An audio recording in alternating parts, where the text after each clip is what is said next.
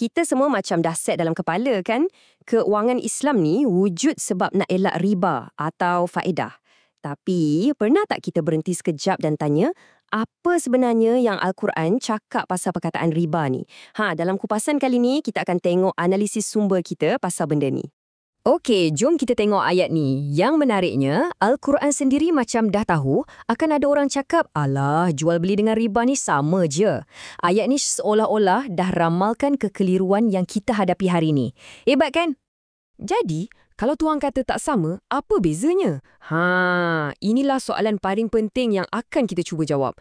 Kita akan bedah siasat, analisis dari sumber kita dan kita akan rujuk terus kepada teks asal untuk faham betul-betul.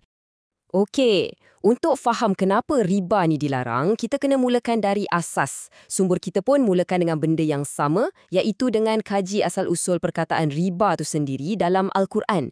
Dari mana datangnya perkataan ni? Okey, kata akarnya ialah ra, ba, waw. Dan apa yang sumber kita dapati, perkataan ni secara konsisten dalam Al-Quran, maksudnya ada kaitan dengan pertumbuhan, pertambahan, atau sesuatu yang mengembang.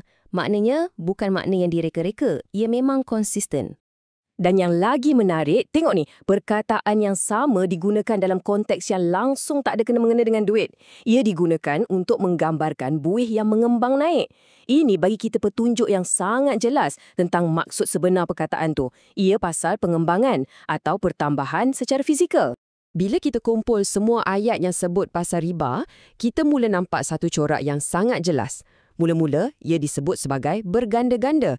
Lepas tu, Al-Quran kata kalau kita bertaubat, kita cuma berhak dapat balik modal pokok kita.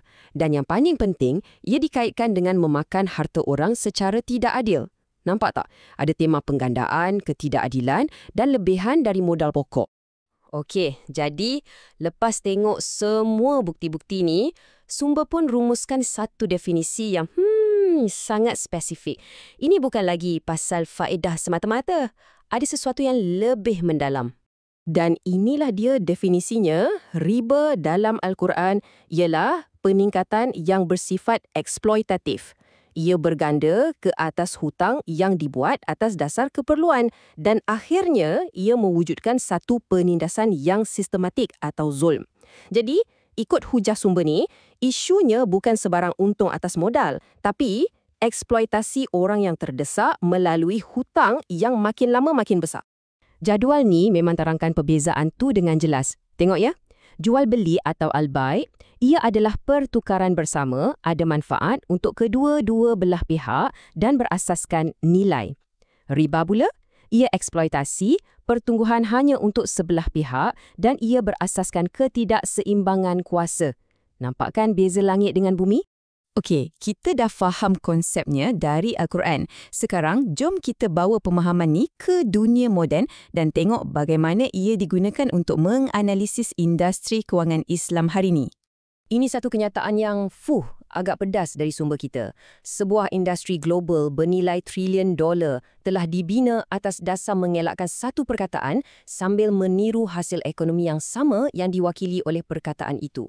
Dalam erti kata lain, dakwaannya ialah industri ni sibuk elak guna perkataan faedah tapi hasil akhirnya untuk pelanggan sama je macam pinjaman berfaedah. Okey, jom kita ambil satu contoh paling popular. Murabahah. Macam mana ia berfungsi? Senang je. Langkah 1, bank beli kereta tu pada harga pasaran. Langkah 2, serta-merta bank jual balik kereta tu pada anda tapi dengan harga yang lebih tinggi. Dan langkah 3, anda bayar harga yang lebih tinggi tu secara ansuran. Simple kan? Tapi di sinilah analisisnya jadi menarik. Mari kita bandingkan apa yang didakwa dengan realiti ekonominya. Dakwaannya, ini jualan bukan pinjaman. Realitinya, hasil ekonomi dia sama sebiji macam pinjaman berfaedah. Dakwaan lain, bank untung dari jualan. Realitinya, untung tu dikira berdasarkan tempoh masa, sama macam faedah dikira. Jadi, persoalannya kembali kepada kita. Adakah ini betul-betul satu pertukaran yang saling menguntungkan seperti jual beli yang disebut dalam Al-Quran ataupun ia sebenarnya pinjaman biasa cuma dengan beberapa langkah tambahan dan kertas kerja yang berbeza? Ini satu lagi kritikan. Ambil contoh produk ijarah atau sewa beli. Bank kata, kami pemilik aset, jadi kita kongsi risiko. Tapi realitinya, sumber kita kata, bank langsung tak tanggung risiko hartanah. Kalau harga rumah jatuh, siapa yang tanggung rugi? Pembeli. Sama je macam pinjaman perumahan konvensional. Mana perkongsian risikonya? Dan carta ni tunjukkan realitinya dengan jelas. Produk macam murabahah dan ijarah yang pulangan banknya terjamin merangkumi sebahagian besar pasaran. Produk yang ada perkongsian risiko betul-betul macam musyarakah kecil sangat. Selalunya kurang daripada 5%. Kenapa? Sebab sama macam bank konvensional, bank Islam pun lebih suka pulangan yang terjamin. Jadi, nampaknya kita kembali kepada isu pokok dalam hujah sumber ni, iaitu perbezaan antara bentuk luaran dengan intipati sebenar. Apa yang dilabelkan lawan dengan apa yang ia sebenarnya. Jadual ni memang terus terang, ia padankan istilah keuangan Islam dengan produk konvensional yang setara dengannya dari segi fungsi. Murabahah macam pinjaman dengan markup. Ijarah macam gadai janji atau mortgage. Tawaruk macam pinjaman pribadi. Dan sukuk macam bond. Hujah utamanya, namanya lain tapi fungsinya sama. Dan kita kembali semula kepada ayat yang kita tengok awal-awal tadi. Mereka berkata, jual beli itu sama sahaja dengan riba. Ayat ni beri amaran tentang orang yang kelirukan riba dengan jual beli. Tapi, hujah sumber ni ialah, industri moden buat benda yang terbalik. Dia ambil sesuatu yang fungsinya macam riba dan dia pakaikan baju jual beli supaya nampak halal. Okey, dah banyak kita kritik. Jadi, kalau produk-produk moden ni dikatakan tersasar dari intipati Al-Quran, macam mana pula rupa sistem keuangan yang betul-betul ikut acuan Al-Quran? Apa alternatif yang sumber kita cadangkan? Menurut sumber ini, ia akan kelihatan macam ni. Untuk keperluan asas, kita ada pinjaman tanpa faedah dan siap ada pengampunan hutang untuk yang betul-betul tak mampu. Untuk perniagaan pula, ia adalah perkongsian ekwiti yang tulen. Untung sama-sama rasa, rugi sama-sama tanggung.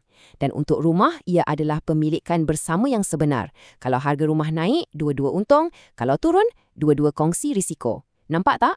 Semuanya berasaskan sokongan bersama dan perkongsian risiko yang jujur. Dan mesej yang lebih besar di sini, menurut analisis ini, ialah prinsip-prinsip dalam Al-Quran ni sebenarnya universal. Tujuannya adalah untuk wujudkan keadilan ekonomi untuk semua orang, bukan untuk bina satu sistem kewangan eksklusif untuk satu kumpulan agama sahaja. Jadi, kesimpulannya mudah je. Al-Quran, ia bercakap tentang intipati, bukan bentuk. Ia tak kisah sangat apa nama yang kita bagi pada satu produk kewangan tu. Yang lebih penting ialah apakah kesan sebenar urus niaga tu kepada manusia dan masyarakat. Dan untuk menutup kupasan kita, sumber ini tinggalkan kita dengan satu soalan yang memang menusuk kalbu. Adakah kewangan Islam moden ni satu alternatif yang tulen ataupun ia sebenarnya hanya indah khabar dari rupa? Satu persoalan yang mencabar kita semua untuk tengok lebih dalam, melangkaui label dan mula mempersoalkan intipati sebenar sistem di sekeliling kita.